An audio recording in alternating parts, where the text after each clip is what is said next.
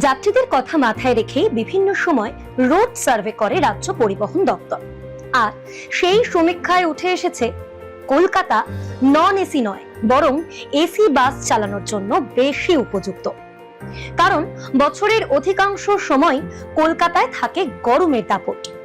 এছাড়াও শহুরে যাত্রীরাও AC bus চড়তেই বেশি পছন্দ করেন। তাই যাত্রী স্বাচ্ছন্দ্যের জন্য এবার থেকে কলকাতায় শুধুই এসি বাস নামানোর পরিকল্পনা নিচ্ছে পরিবহন দপ্তর। এসি বাস তো চালালে সুবিধা আছে। এসি বাসে পলিউশন, মানুষ যারা বসে তাদের হয় না, পলিউশনের সমস্যা হয় না, তাদের শ্বাসকষ্ট, যেটা আমাদের এই কলকাতা শহরকে পলিউটেড করে দেওয়া হয়েছে অনেকগুলো অনেক জায়গা থেকে, মানে সুরক্ষা আছে এসি বাসে। আমরা এসি বাস সবটাই এসি বাস চালাবো, আমরা কোনো নন এসি বাস চালাবো।